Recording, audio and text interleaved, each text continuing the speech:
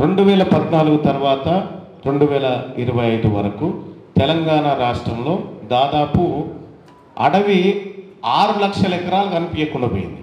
6 lakhs acres నేను చూసిన లెక్కల కాడికి 6 లక్షల ఎకరాల అడవి మాయమైపోయింది. మాయమైపోగా కొత్తగా సాగుయోగ్యమైన భూమిగా కొత్తగా ఒక 25,000 ఎకరాల భూమి జమ అయిపోయింది. అడవులు అంతరించిపోయినాయి. అవి ఏమైనా సాగుబాటులోకి వచ్చినాయంటే భూములు సాగుబాటులోకి రాలేదు, రికార్డులలోకి మాత్రమే వచ్చినాయి. సో అట్లా అటవీ సంపదను ఎంత పకడ్బందీగా మనం పెంచగలిగితే వాతావరణ సమతుల్యత అంతా ఉంటుంది. ఇప్పుడు హైదరాబాద్లో 111 జీవో అనేది ఒకటి తీసుకొచ్చినారు. ఎందుకు తెచ్చిరు? అక్కడ ఈ వికారాబాదు, ఈ కొండలు, ఈ వాతావరణంతో హైదరాబాద్ వాతావరణం సమతుల్యంగా ఉండేది.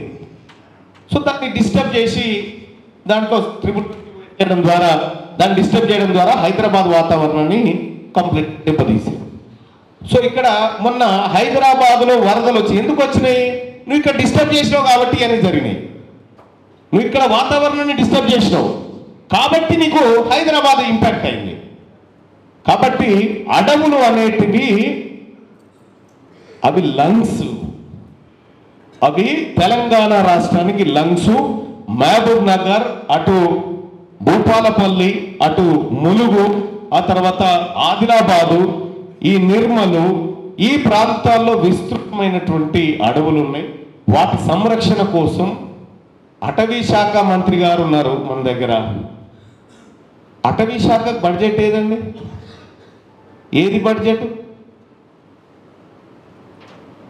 మన దాంట్లో దరిద్రం ఏంటంటే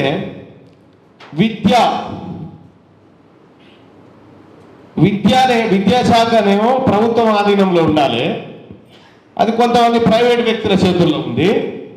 మద్యమేమో ప్రైవేట్ దగ్గర ఉండాలి, అదేమో ప్రభుత్వం దగ్గర ఉంది.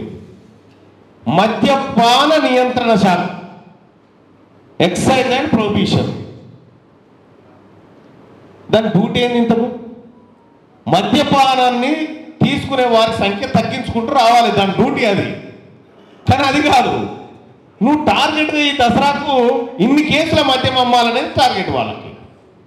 అటవీ శాఖ కూడా అంతే, చిత్తశుద్ధి లేకుండా ఆ శాఖ, దానికి నిధులు లేకుండా, దానికి మొక్కల పెంపకానికి కానీ ఇంకొక నర్సరీకి కానీ నిధులే లేనప్పుడు అటవీ ఎట్లా పెరుగుతుంది? కేసీఆర్ పరిపాలనలో అదేదో హరితహారమలో కార్యక్రమం చేసేది. కోట్లాది మొక్కలు నాటిరని చెప్పి పాపం ఆయన బిడ్డే చెప్పుక తిరుగుతూ ఉండే. కోట్లాది మొక్కలు నాటి, కోట్లాది మొక్కలు పచ్చగా అయిపోయిందని చెప్తా ఉండే.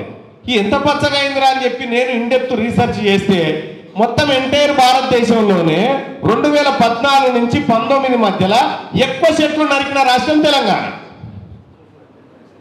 ఎక్కువ చెట్లు నరికేసిన రాష్ట్రం తెలంగాణ. కాబట్టి నాయకులు చెప్పే మాటలకి వాస్తవాలకి ఎక్కడ పొంతన ఉండడం లేదు. సో వాస్తవంగా ఇవన్నిటిని కాపాడుకోవాలి. వీటిని కాపాడుకోవడం అంటే, అటవిని కాపాడుకోవడం అంటే అటవి మీద బతుకుతున్నటువంటి జీవాలందరినీ కాపాడుకోవడం. సో అట్లా మా రాజ్యాధికార పార్టీ దాన్ని చూస్తుంది. మీరు క్వశ్చన్ కండి. మీ వ్యాపారం అభివృద్ధి కావాలని కోరుకుంటున్నారా? అయితే వెంటనే క్యూనస్ని సంప్రదించండి.